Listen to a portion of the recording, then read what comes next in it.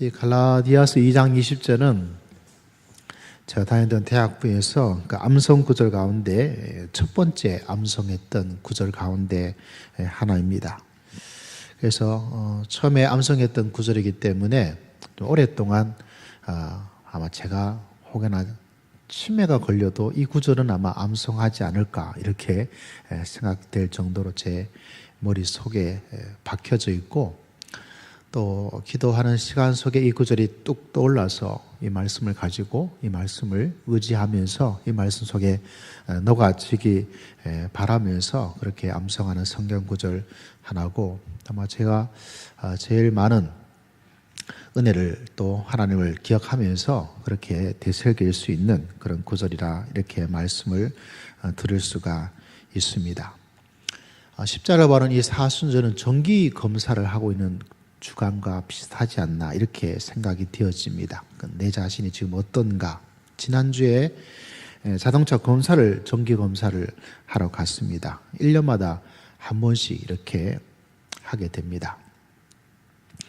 이제 올해부터는 이 디젤 차가 몇 년 지나면 6개월마다 한 번씩 검사하는 기간이 되었는데, 올해는 9월 달에 또 가서 이제 검사를 하게 될 겁니다. 요새는 시스템이 참 잘 되어 있더라고요. 이렇게 편지도 우편물을 통해서 오고, 또 전화도 와요. 정기검사 하라고. 그러면서 예약제가 있더라고요. 그 예약제가 있으면 깎아줘요. 얼마 깎아준지 아세요? 엄청나게 많이 깎아줍니다. 2,000원을 깎아줘요. 2,000원. 2,000원을 우습게 보면 안 돼요. 오늘따라 이렇게 목소리가 툭툭 하는 게 좀 걸리네요. 2,000원을 깎아주는데, 더 좋은 것은 계좌번호를 알려줘요. 그 계좌번호에 미리 검사 비용을 내면 또 깎아줘요. 얼마 깎아준지 아세요? 2,000원을 깎아줘요. 예. 제가 지난주에 4,000원을 전량을 했습니다. 4,000원을 전량했는데, 요새는 시스템이 잘 되어 있어서 예약하면 그 검사하는 곳으로 곧바로 가요. 예약 안 하면 들러가지고 뭐 적고 결제하고 하는데, 딱 하면 그 검사가 몇 개가 쭉 1, 2, 3, 4, 5, 6번 쭉 있는데 그냥 곧바로 가면 되더라고요. 그게 시스템이 되어 있어가지고 딱 뜨더라고요. 그래서 검사도 하고 오래 걸리지도 않습니다.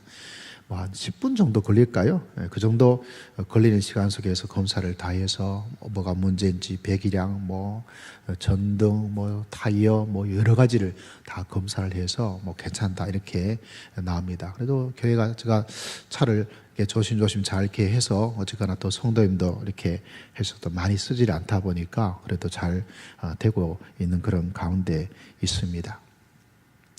저는 십자가가 그와 똑같다고 생각을 해요. 이 사순절의 기간이. 뭐를 검사할 수 있습니까? 내 자신이 어떠한가 그거를 점검할 수 있는 그런 시간이다. 우리 지난주에 두 번에 걸쳐서 예수님께서 하셨던 말씀, 나의 하나님 어찌해서 나를 버리십니까? 라고 되어 있는데, 갑자기 어찌하여란 이게 정확히 무슨 말일까?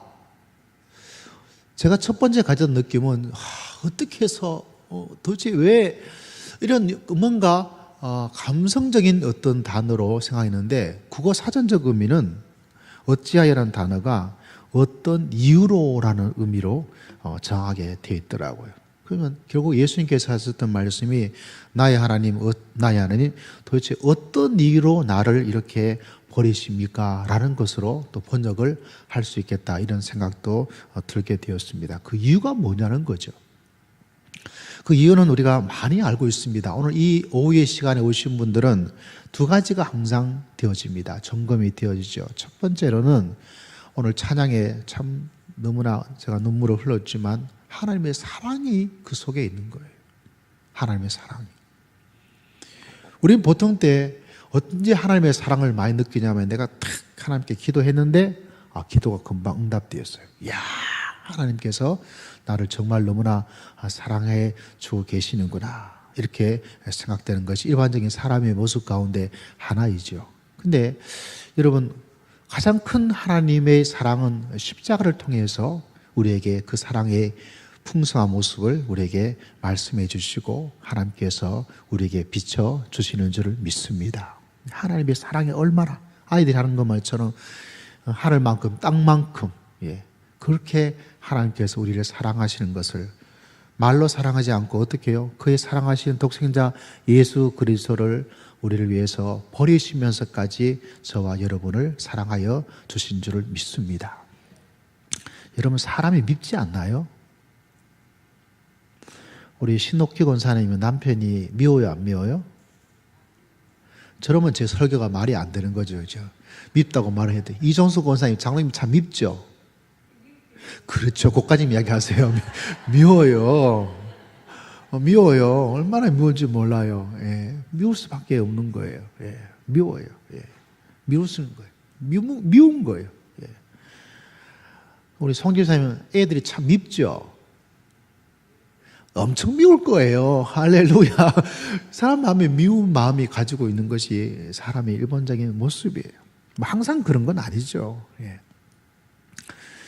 근데 여러분, 우리가 하나님과 관계 속에서 참 힘든 것은 우리가 하나님이 너무 거룩하신 거죠. 끼리끼리 같이 될 수 있는 게 불가능해요.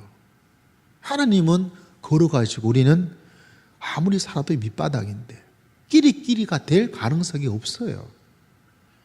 그 속에 하나 유일한 것은 뭐냐면 이 간격을 메울 수 있는 것은 하나님의 사랑으로 오시는 수밖에 없는 거죠. 여러분, 혹여나 이번 주에 내 기도 응답되지 않았다 할지라도 십자가에 달리신 그분을 묵상하고 바라봄을 통해서 하나님께서 나를 얼마나 사랑하신 그 위대하신 사랑을 다시 한번 체험하고 붙잡을 수 있는 귀한 역사를 하나님께서 여러분에게 베풀어 주실 줄 믿습니다. 그래서 우리 고백 가운데 여러분 그런 고백을 해보셨습니까? 하나님 저를 너무 사랑하시죠. 나를 바라보기만 해도 하나님께서 기뻐하신다. 이렇게 고백을 하고 있는 것을 바라보게 되어집니다. 가끔가다는 저는 그게 필요하다고 봐요. 우리 하나님 용서해 주세요. 하나님 용서해 주세요. 하나님 용서해 주세요. 이 말도 우리가 잘 하는 말이지만 하나님 정말 저를 사랑하시죠. 하나님 저 너무 예쁘지 않아요. 하나님 저를 너무 좋아하시죠. 그러니까 뭐까지 주었어요? 독생자 예수 그리스도를 우리 위해서 버리시고 여러분을 사랑하시고 여러분을 좋아하시고 여러분을 축복하여 주신 줄을 믿습니다. 그걸 한번 점검하는 기간이기도 해요. 그와 동시에 우리가 참 얼마나 제약된 존재인가, 얼마나 제약된 존재인가 보통 때는 몰라요. 여러분 솔직히 말해서 여러분 스스로는 괜찮은 사람이라고 생각하지 않습니까? 내가 그래도 이만큼 살아가는데 나쁜 놈 없잖아요. 악한 사람 뭐 가끔가다 큰 어떤 일이 하더라도 그렇게 뭐 사회적으로 남들을 막 가해하고 남들의 물건을 빼앗고 남들을 사기쳐서 해먹고 뭐 그런 사람 별로 없을 것 같아요. 저도 그렇게 살았어요. 어머니한테 제가 잘못해서 매를 한번 맞은 적이 없는 착한 사람이에요. 안 믿으시나 본데 좀 믿어주세요. 우리 장로님도 얼마나 착하게 생겼어요. 그죠? 여러분 다 착하게 생겼잖아요. 이게 악한 인간 그렇게 보이는 사람은 없어요. 근데 하나님의 그 은총 가운데 가면 내가 얼마나 죄인에게 그게 잘 안 느껴질 때가 많이 있어요. 근데 십자가를 바라보면 내가 얼마나 죄인인가가 보여져요. 얼마큼 죄인이죠? 하나님의 독생자를 십자가에 죽여야 할 만큼 저와 우리는 거룩하신 하나님 보시기에는 짐승 같은 죄인된 존재밖에 안 된다는 것입니다. 그럼에도 불구하고 하나님께서 우리를 사랑하여 주신 줄을 믿습니다. 옛날 들었던 어떤 목사님의 말씀에는 죄인은 크게 두 가지로 나눠진대요. 하나는 드러난 죄인이 있고 안 드러난 죄인이 있을 뿐이죠.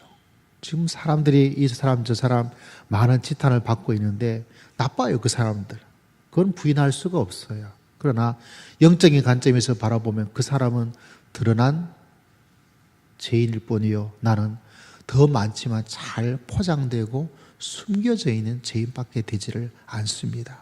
근데 잘 몰라요. 근데 십자가를 보면 어렴풋하게나마 알 수가 있습니다. 그래서 십자가를 통해서 하나님의 사랑도 점검하고 우리들의 연약함을 하나님께서 어떻게 하셨는지를 내 자신이 어떠한 존재인지를 사도 바울 정말 그분의 고백처럼 나는 죄인 중에 괴수입니다. 나는 죄인 중에 괴수입니다. 오늘 오전에 오신 목사님한테 한 가지 기함급 배운 것은 그런 분의 옆자리에 앉아 계시군요. 이렇게 인사를 하더라고요. 네, 한번 인사하겠습니다. 죄인의 계수의 옆자리에 앉아 계시네요. 인사하겠습니다. 시작. 죄인의 계수의 옆자리에. 겁나죠. 겁나죠. 죄인의 계수라니까요. 네, 한번 말씀드렸죠. 제가 해성교회 있을 때 가끔가다 어떤 분들이 상담하자 찾아와요. 지금도 우리 교회에서 찾아와요. 뻔해요. 뭐 도와달라는 그런 이야기인데 제일 겁났던 것은 칼을 들고 와서 칼을 이렇게 쑥 내밀었어요. 길어요. 회할 때 하는 칼이 있잖아요. 조그맣고 날카로워요. 부엌에서는 그런 칼하고는 무게가 달라요. 그걸 쫙 내놓으면서 신문지 샀다가 신문지를 풀면서 내놓으면서 목사님 제가 청송교도소 지금 나왔는데 이렇게 해서 이야기해요. 겁나더라고요. 그래서 뜯겼어요. 부목사 얼마 되지 않은 사례에 비해서 뜯겼어요. 예. 근데 여러분 우리가 계수예요. 계수. 하나님께서 이런 우리를 용서하시고 하나님의 귀한 사랑으로 하나님께서 축복하여 주신 줄을 믿습니다. 근데 더 중요한 점검은 뭐냐면 오늘 갈라디아서 2장 20절은 뭐라고 되어 있습니까? 초반부에 이렇게 되어 있죠. 다시 한번 읽어봅니다. 여러분 한번 봐주세요. 시작. 내가 그리스도와 함께 십자가에 못이 박혔다. 그러면 주님의 그 십자가에 못 박힘에 사도 바울은 주님이 죽으셨다. 주님이 우리를 대신해서 심판을 받으셨다. 주님께서 우리들의 저주를 대신 받으셨다. 그것으로 끝나지 않고 그 십자가에 그 예수님과 함께 누가 못이 박혔다고요? 누가 못이 박혔어요? 누가 못이 박혀서 예수님과 함께? 자, 다시 한번 읽어봅니다. 그리스도와 함께. 결국 내가 그리스도와 함께 십자가에 못 박혀 있는 그 주님의 죽으심이 주님이 죽으심으로 끝나지 않고 사도 바울에게는 누구와 그리스도와 함께 누가요? 바로 내 자신이 십자가에 못이 박혔다. 여러분 그 십자가를 보면서 이 사순절에 나도 죽었다. 할렐루야. 다시 한번 말씀을 합니다. 누가 죽었다고요? 나도 죽었다. 한번 외칩시다. 시작. 나도 죽었다. 한 번 더요. 나도 죽었다. 그걸 보셔야 돼요. 사도 바울에게는 그 고백이 있었습니다. 나도 그리스도와 함께 십자가에 죽은 사람이다 라고 고백하고 있는 사도 바울의 모습을 우리는 바라보게 되었습니다. 이 말은 참 엄청난 의미를 가지고 있는 시대예요. 이 시대가 여러 가지 우상을 우리는 섬기고 있습니다. 부처님 앞에 있는 것이 아니라 더 엄청난 우상을 우리는 알게 모르게 섬기고 있는데 그 중에 하나가 뭐냐면 내 몸이에요. 내 몸. 내 몸이 우상이 되어 있어요. 어떤 의미냐면 내가 중요해요. 내 몸이 중요해요. 그러다 보니까 사람들이 몸에 좋다 그러면 막 먹어요. 막 이야기하다 이게 몸에 좋은 겁니다 그러면 막 먹어요. 이 몸에 좋은 고기다 그러면 막 사 먹기 시작해요. 예쁘다 그러면 막 수술도 가감하게 막 엄청나게 하는 거죠. 한 말씀 들은 거 기억나시나요? 제가 근데 수목원을 한번 갔는데 수목원에 요새 그 환경, 자연의 도우미처럼 해설가가 있어요. 그래서 해설가가 이런저런 이야기하다가 요새 자기가 뭔가를 구체적으로 말을 잘 안 한대요. 자기가 모르고 초반부에 그 해설가가 돼가지고 여러 가지 식물들을 소개를 했대요. 그래서 어떤 식물을 가지고 여러분 이게 뭔지 아세요? 그러니까 사람이 잘 뭐요? 잘 모르겠는데요. 그래서 이건 뭡니다. 이렇게 설명했는데 사람이 잘 안 듣더래요. 그래가지고 중간에 이게요 사람 몸에 얼마나 좋으냐면요 이게 좋고요, 이게 좋고요, 이게 좋고요. 그러니까 사람들이 눈을 동그랗게 뜨고 보더래요. 그분들이 자 이제 설명 끝났습니다. 이제 한번 보러 가니세요. 그러니까 그분이 흩어져 가지고 뭐 했을 것 같아요? 그걸 전부 다 가져가 버린 거예요. 뜯어가지고 몸에 좋다니까. 본인은 설명하고 두고 봐야 되는 건데 이거 몸에 좋다니까 다 뜯어가 버린 거예요. 충격을 받아가지고 다음부터는 뭔가 몸에 좋다는 이야기를 안 한다 그러더라고요. 그 이야기 들으면서 제가 여러분께 몇 번 이야기했을 거예요. 사람이 이런 모습도 있구나 이런 생각을 하게 되어집니다. 자기를 위해서는 시간, 자기를 위해서는 돈, 자기를 위해서는 많은 걸 써요. 이게 뭐냐면 내 몸이 우상이 되어 있는 그런 시대인데 하나님께서는 우리들에게 말씀하기를 내 몸이 나의 삶이 죽어야 된다. 죽어야 되는 거예요.